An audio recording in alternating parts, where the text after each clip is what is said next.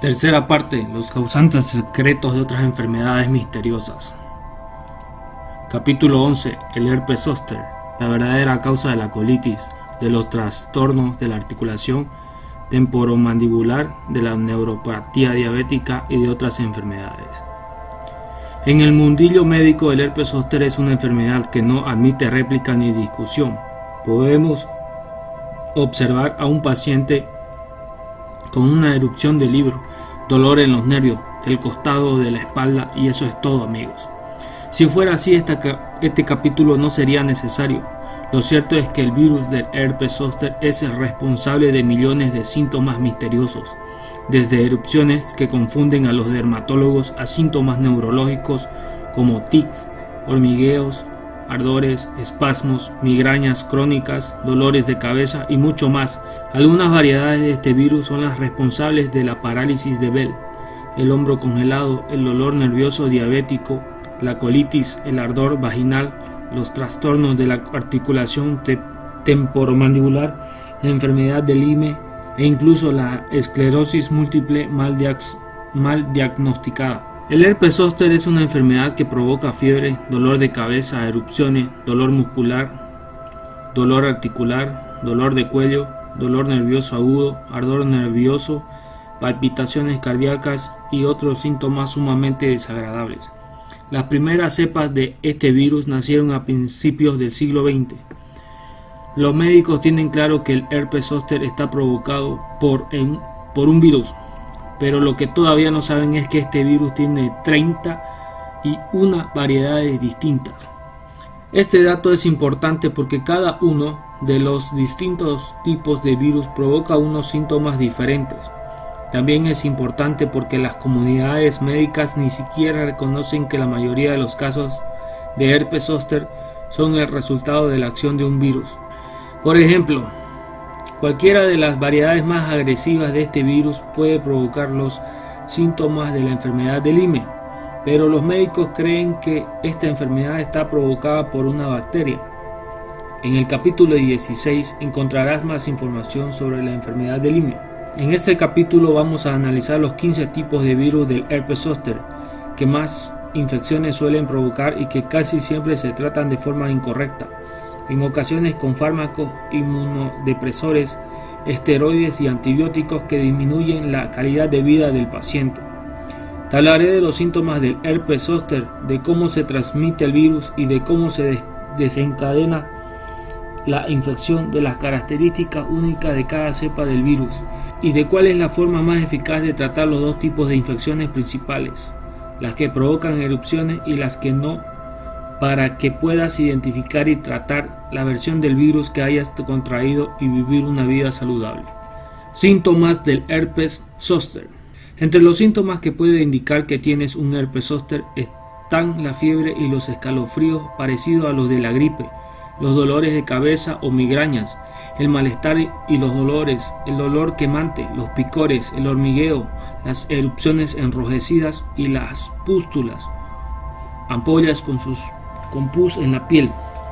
Las comunidades médicas creen que estos dos últimos síntomas, las erupciones y las pústulas, acompañan siempre al herpes zóster. En realidad, lo cierto es que es solamente la manifestación clásica de uno de los tipos de virus del herpes.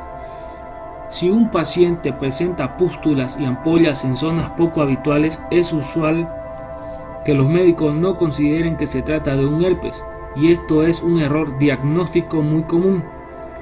7 cepas de virus del herpes sí provocan erupciones en cualquier parte del cuerpo, no solo en las zonas habituales, y las otras 8 no provocan erupciones. Por tanto, si presentas la mayoría de los síntomas del herpes pero no tienes ninguna señal de infección en la piel y tu médico no es capaz de encontrar una explicación para tu dolencia, es muy probable que estés siendo víctima de un virus del herpes no eruptivo. Transmisión y factores desencadenantes del virus del herpes zóster. Como sucede con cualquier enfermedad de la familia de los herpes, las formas de contraer el herpes zóster son numerosas. Puede transmitírtelo tu madre cuando aún estás en su seno. Puedes contagiarte a través de una transfusión de sangre infectada, a través de un intercambio de fluidos corporales e incluso a través de la sangre de un cocinero que se cortó en el dedo mientras preparaba tu comida. El mito de la varicela. Contrariamente a lo que creen actualmente las comunidades médicas, el herpes zóster no se puede contraer a través de la varicela. Es posible que tu médico te haya dicho que si has tenido varicela antes o después tendrás un herpes zóster, pero no es así. Lo único que tienen en común la varicela y el herpes zóster es que ambos están provocados por un virus de la familia de los herpes que provoca erupciones. El virus de la varicela pertenece a una especie de la familia de los herpes totalmente distinta a la del herpes zóster. No tiene nada que ver el uno con el otro. ¿Y por qué no nos dicen que el herpes zóster está relacionado con la varicela cuando no es así? He aquí un gran ejemplo de desinformación que se aceptó en un momento dado porque parecía lógica y que luego se fue transmitiendo hasta acabar totalmente arraigada. Periodo letargo y desencadenantes. Si te has infectado con el virus del herpes zóster o sencillamente lo albergas en tu organismo, es posible que no seas consciente de ello durante mucho tiempo. Lo más probable es que lo lleves contigo durante al menos 10 años y posiblemente durante 50 o más hasta que se dé señales de vida. El virus se esconde en uno de tus órganos, normalmente en el hígado, donde el sistema inmunitario no puede detectarlo. Allí espera agazapado hasta que algún acontecimiento traumático, físico o emocional te debilita y proporciona un entorno en el que el virus se fortalece. A veces las dificultades económicas o un disgusto amoroso pueden ser suficientes para desencadenar la enfermedad. Si tienes un sistema inmunitario especialmente fuerte o si tu estilo de vida te mantiene alejado de los factores desencadenantes del herpes zóster, el virus puede permanecer aletargado durante toda tu vida y no llegar a provocarte jamás ningún daño importante. Sin embargo, si tu sistema inmunitario es un poco inestable, el virus puede abandonar su escondrijo y emprender pequeñas incursiones por tu organismo antes de que ocurra algo que desencadene un brote importante. En estos casos, el virus suele dirigirse a la parte inferior de la columna vertebral e inflamar el nervio ciático. Por tanto, si de forma periódica notas un dolor en la parte inferior de la espalda que viene y va sin motivo aparente, podría tratarse de un virus del herpes zóster, haciendo excursiones entre el hígado y la columna. La mejor estrategia contra los ataques mayores y menores del virus del herpes zóster es la prevención, es decir, evitar las situaciones que podrían animar al virus a dejar el estado de latencia. Herpes zóster eruptivo.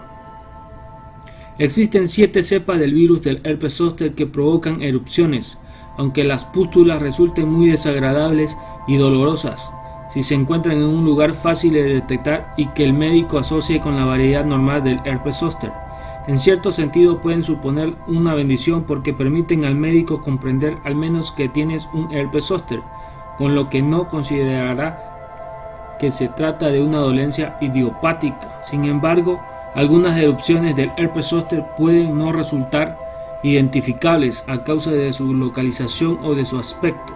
Estas 7 cepas presentan unos síntomas muy similares. Se distinguen fundamentalmente por los distintos tipos de erupciones que provocan y el lugar donde se encuentran. Herpes zóster clásico. La erupción puede aparecer en cualquier punto situado entre el pecho y los pies.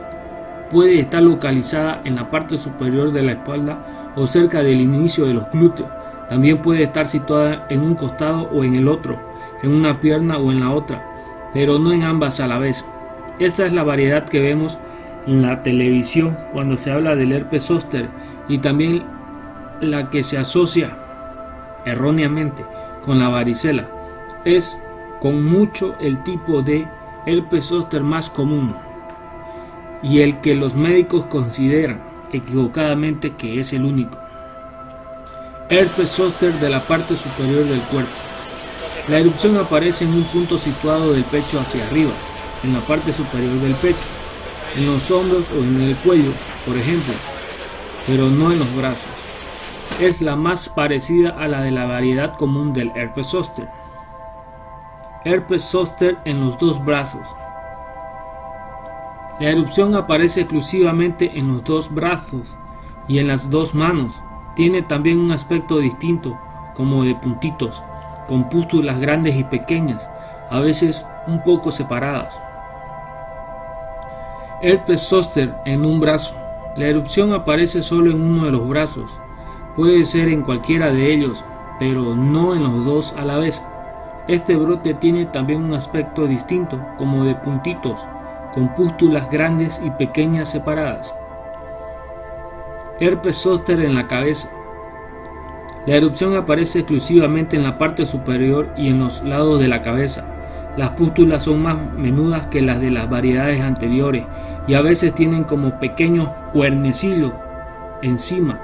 Los médicos los diagnostican a veces como hongos y los tratan con cremas antimicóticas o con esteroides. Herpes zóster en las dos piernas. La erupción aparece en las dos piernas y en ningún otro sitio. Tiene un aspecto distinto al del herpes zóster normal, con unas pústulas que casi parecen constelaciones. Herpes zóster en la zona vaginal. Esta erupción, que afecta solo a las mujeres, aparece en la zona exterior de la vagina y próxima a ella, es decir, entre el recto y la vagina, en la parte inferior de los glúteos o en la entrepierna. Esta variedad es digna de especial mención porque con frecuencia los médicos la diagnostican como un herpes de transmisión sexual, con lo que provocan un dolor emocional innecesario a decenas de miles de mujeres. La forma principal de identificar estas enfermedades es que este tipo de herpes zóster provoca mucho dolor, mientras que el herpes genital, es decir, la infección por el virus del herpes simple tipo 2 o VHS2, suele ser menos doloroso. Además, presenta unas pústulas relativamente extendidas por la zona genital o la parte inferior de los glúteos, mientras que las del VHS2 tienden a estar reunidas en una zona pequeña. Neurotoxina del herpes zóster. Una de las ideas equivocadas que se tienen con respecto al herpes zóster es que el virus está agazapado directamente debajo de la erupción cutánea, pero esto no es así en absoluto. El virus está mucho más profundo asentado en un lugar desde el que pueda provocar la inflamación más eficaz del sistema nervioso. El virus segrega una neurotoxina y en estos 7 tipos este veneno vírico se desplaza hacia afuera, a los nervios periféricos y a la piel. Esta neurotoxina es la causante del picor y la irritabilidad de las erupciones y las pústulas que dan fama al herpes zóster. Si bien las 7 variedades pueden provocar lesiones en los nervios tanto de la piel como del interior del cuerpo y pueden resultar muy dolorosas, en realidad son las formas más leves del herpes zóster. Si tienes un sistema inmunitario fuerte y no haces nada para fortalecer el virus, tu cuerpo acabará eliminando la infección sin necesidad de ayuda. Herpes zóster no eruptivo. Aunque las comunidades médicas lo desconozcan, existen 8 variedades de herpes zóster que no provocan erupción. Como acabo de explicar, las erupciones de las primeras 7 variedades las produce un veneno o neurotoxina producido por el virus que se desplaza hacia los nervios periféricos y la piel. Las 8 variedades que no provocan erupción también segregan una neurotoxina. Sin embargo, en estos casos el veneno no se desplaza hacia afuera, a los nervios periféricos menores y la piel, sino que lo hace hacia adentro, a los nervios mayores. Estos nervios, que ya estaban dañados por el virus, se inflaman aún más y generan una mayor tensión en el sistema inmunitario. Si padeces alguna de estas variedades no eruptivas, sufrirás un dolor interno y unas lesiones de los nervios que serán mayores que los que provocan las cepas eruptivas. Es más, estos síntomas no irán acompañados de ninguna señal externa que indique a tu médico que tienes una inflamación provocada por un virus del herpes zóster. Por ello, el médico puede diagnosticar que lo que sufres es un dolor fantasma, acusarte de que no son más que fantasías y remitirte al psiquiatra. Y eso sí, tiene suerte, porque también puede creerte e intentar ayudarte, con el inconveniente de que la mayoría de los tratamientos convencionales te van a empeorar. Por ejemplo, puede que tu médico decida que tienes un sistema inmunitario que ha confundido una parte de tu cuerpo con un organismo invasor y ha empezado a atacarla. Como tratamiento puede recetarte uno o más fármacos inmunosupresores o esteroides para disminuir la fuerza del ataque. Sin embargo, y como ya hemos visto anteriormente, tu sistema inmunitario no solo es completamente inocente de cualquier fechoría, sino que constituye tu principal defensa contra el verdadero responsable de tu dolencia. Los fármacos que debilitan tu sistema inmunitario dan al virus del herpes zóster la oportunidad de seguir reproduciéndose y de hacerse mucho más fuerte. Y otra situación aún peor sería que tu médico decidiera que estás sufriendo un ataque bacteriano y te recetara antibióticos, con lo que el golpe para tu salud sería doble, porque estos antibióticos debilitarían tu sistema inmunitario y además fortalecerían al virus del herpes zóster. La mejor manera de protegerte de semejantes desastres es aprender las características de las 8 variedades no eruptivas del herpes zóster. Herpes zóster neurálgico, también conocido como neuropatía diabética. El herpes zóster neurálgico, que ataca fundamentalmente a las extremidades inferiores y provoca dolor nervioso, entumecido o ardor en las piernas y en los pies, se denomina a menudo neuropatía diabética y se identifica erróneamente como una complicación de la diabetes. Es un bulo médico enorme que se debe desmentir. Las sensaciones que percibe el paciente no son una neuropatía, lo que los médicos identifican como la muerte de los nervios de una zona concreta. En realidad, estos nervios están inflamados y provocan una neuralgia, y lo cierto es que no existe ninguna relación entre la diabetes y la denominada neuropatía diabética. De hecho, en el 50% de los casos, esta variedad de herpes zóster se produce en pacientes que no son diabéticos. Sin embargo, los médicos no tienen ni idea de que están ante dos problemas distintos y por eso no hacen nada o intentan tratar el problema nervioso con más medicinas, con lo que solo consiguen fortalecer al virus. Herpes zóster de picor desesperante. Este virus provoca un picor que se desplaza constantemente y que no podemos aliviar rascándonos. Esto se debe a que irrita unos nervios que están muy por debajo de la piel, a los que no podemos llegar con los dedos. No existe sensación de quemazón, no resulta especialmente doloroso, pero estar constantemente sufriendo un picor difuso que no puedes aliviar de ninguna manera puede resultar desesperante.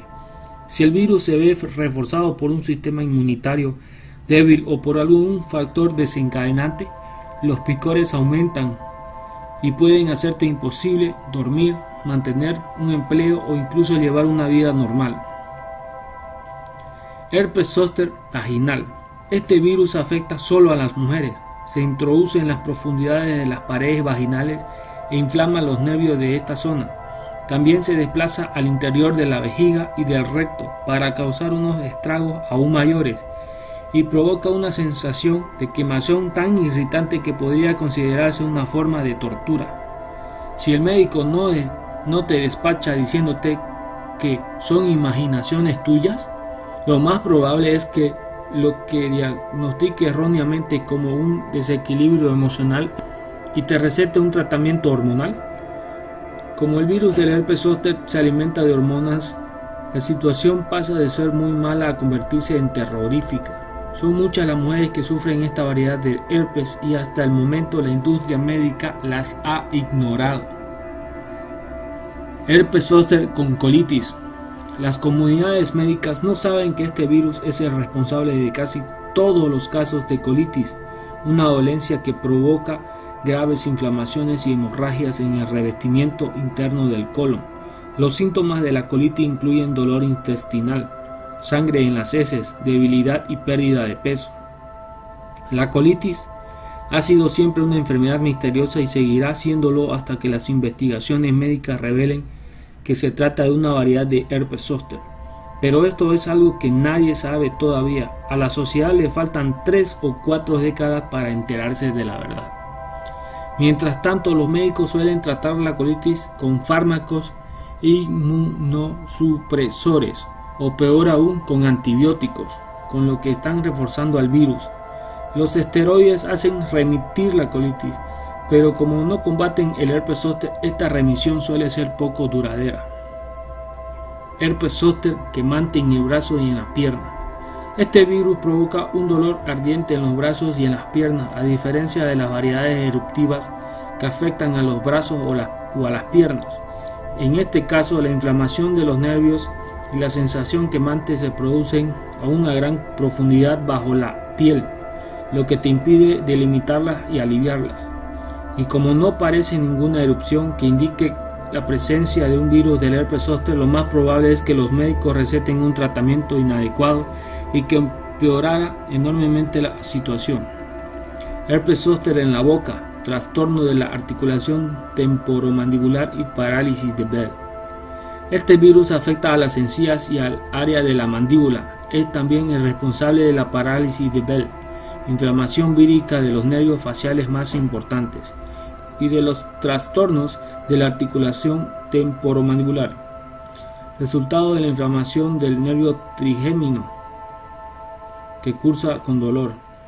Con frecuencia se confunde con un problema dental y provoca endodoncias innecesarias, pero la cirugía dental no solo no ayuda, sino que las medicaciones que emplean debilitan el sistema inmunitario, lo que permite al virus hacerse más fuerte. Esta auténtica tortura de la boca puede durar años. Herpes zóster del hombro congelado. Este virus agrava los nervios de los hombros haciendo que se congelen durante un periodo que puede oscilar entre un mes y un año. Esta dolencia suele diagnosticarse erróneamente como una bursitis infecciosa y tratarse con antibióticos que solo sirven para reforzar al virus, una barbaridad. En ocasiones se realizan incluso operaciones quirúrgicas innecesarias porque los médicos no tienen ni idea de lo que se esconde detrás de los síntomas. Es un herpes zóster. Herpes zóster del cuerpo en llamas. Este virus te provoca la sensación de que todo tu cuerpo está en llamas al mismo tiempo y de forma implacable. Actúa encontrando un punto central junto a los ganglios en lo más profundo del sistema nervioso y liberando una neurotoxina que se extiende por todo el organismo e inflama nervios por todas partes.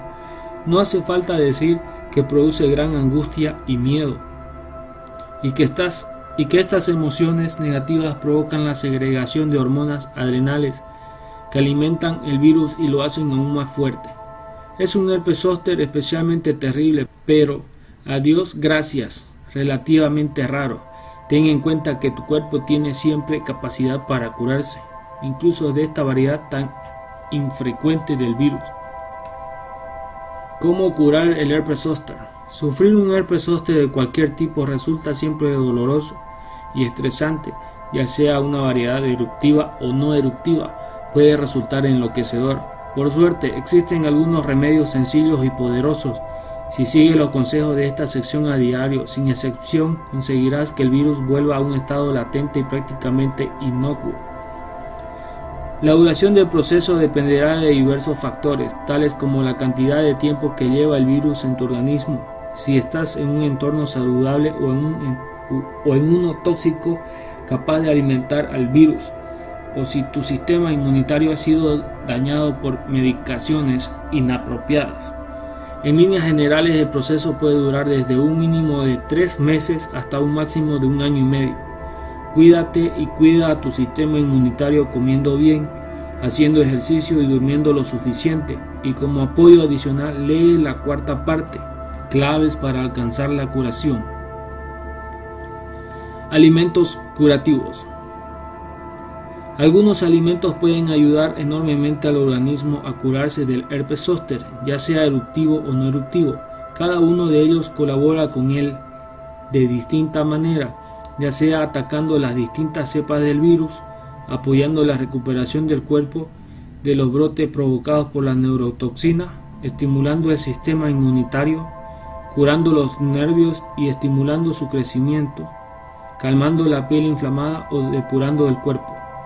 Los alimentos más apropiados para combatir el herpes zóster son los arándanos silvestres, el coco, la papaya, las manzanas de piel roja, las peras, las alcachofas, los plátanos, las batatas, las espinacas, los espárragos, la lechuga, las variedades de hojas sueltas y color verde oscuro o rojo, las judías verdes y los aguacates. Hierbas y suplementos curativos. Ácido alfa-lipoico, antioxidante que repara y fortalece las zonas del sistema nervioso que han sido dañadas por el virus del herpes zóster. Magnesio, reduce la inflamación y calma los nervios, con lo que evita su inflamación y los espasmos nerviosos. Además, refuerza los músculos situados cerca de los nervios dañados.